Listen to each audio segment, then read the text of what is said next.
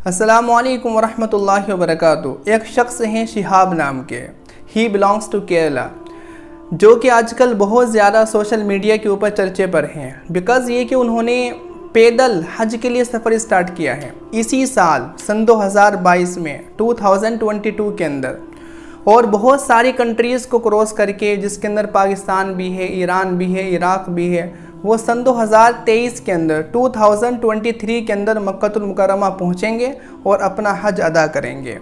और ये जो मसाफ़त है इनकी, ये जो डिस्टेंस है, दूरी है, ये मसाफ़त 8000 किलोमीटर की है।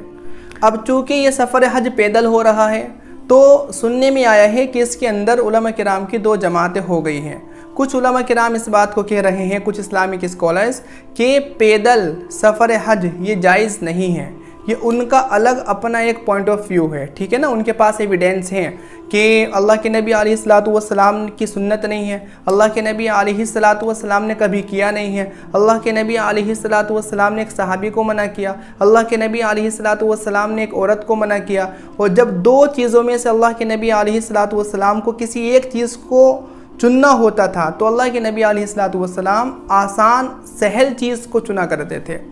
तो उनके पास अपने एविडेंस है। बहरहाल इस वीडियो के अंदर हम इंशाअल्लाह अपने पॉइंट ऑफ व्यू को रखेंगे कि हमारा पॉइंट ऑफ व्यू क्या है इस इस्लामिक इशू के रिगार्डिंग, हमारी ऑर्गेनाइजेशन क्या कहती है। तो याद रखिए कि हमारा पॉइंट ऑफ व्यू इस मसले के रिगार्डिंग ये है कि पैदल सफ़र हज ये जायज़ है।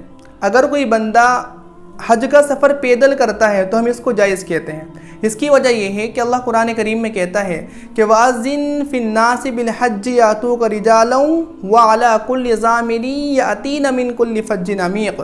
इस आयत का मतलब ये है कि हज के लिए कुछ लोग सवारी पर सवार होकर के आएंगे और कुछ लोग पैदल आएंगे।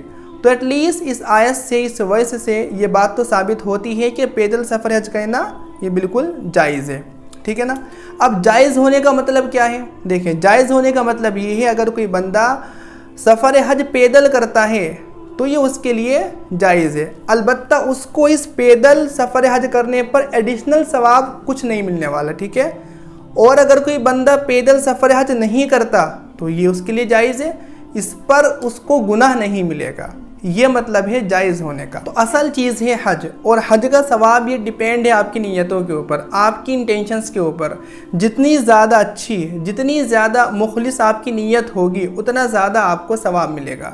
सो इट इज़ पॉसिबल कि अगर कोई बंदा एरोप्लेन के अंदर सफ़र कर रहा है, हज के लिए जा रहा है, तो उसकी नीयत ज़्यादा मुखलिस हो शिहाब की नीयत से, तो अब यहाँ पर शिहाब को ज़्यादा सवाब नहीं मिलेगा, बल्कि यहाँ पर एरोप्लेन के अंदर सफ़र करने वाले को ज़्यादा सवाब मिलेगा, ठीक है ना। बट यही पॉसिबल हो सकता है कि शिहाब की नीयत एक्चुअल में बहुत ज़्यादा मुखलिस आना हो, तो अब यहाँ पर शिहाब को ज़्यादा सवाब मिलेगा। तो कहने की बात यह है कि हज का सवाब ये सफ़र पर डिपेंड नहीं है कि कोई बंदा अगर पैदल चल के आ रहा है तो उसको ज़्यादा सवाब मिलेगा, कोई अगर एरोप्लेन के अंदर जा रहा है तो उसको कम सवाब मिलेगा, कोई शिप में जा रहा है तो उसको थोड़ा कम हो जाएगा उसका सवाब। तो ऐसा कुछ नहीं है, बल्कि हज का सवाब ही डिपेंड है आपकी नीयतों के ऊपर। आपकी नीयत जितनी ज़्यादा अच्छी होगी, हम तो नहीं जानते किसकी नीयत कैसी है, वो एक हिडन चीज़ है, तो इंसान अपने बारे में जानता है। तो आपकी नीयत जितनी ज़्यादा अच्छी होगी उतना ज़्यादा आपको सवाब मिलेगा। अब बहुत सारे लोग ये कह रहे हैं कि शिहाब पैदल सफ़र हज के लिए निकले हैं तो उनको ज़्यादा सवाब मिलेगा। भाई ऐसा नहीं है, ठीक है ना, कि हज के सवाब ये डिपेंड नहीं करता आपके सफ़र के ऊपर। आप पैदल कर रहे हो तो ज़्यादा मिलेगा, आप शिप के अंदर कर रहे हो तो आपको थोड़ा कम हो जाएगा, आप एरोप्लेन में कर रहे हो तो आपका और कम हो जाएगा।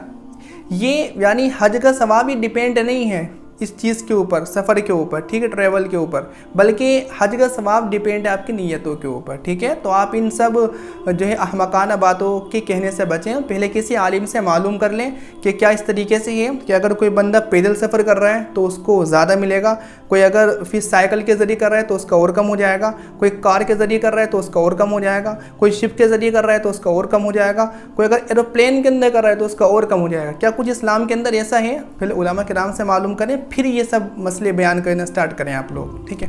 बाकी हम शिहाब साहब को अप्रिशिएट करते हैं, ठीक है ना। अल्लाह ताला उनको कामयाब करे, उनकी मेहनत को कबूल करे।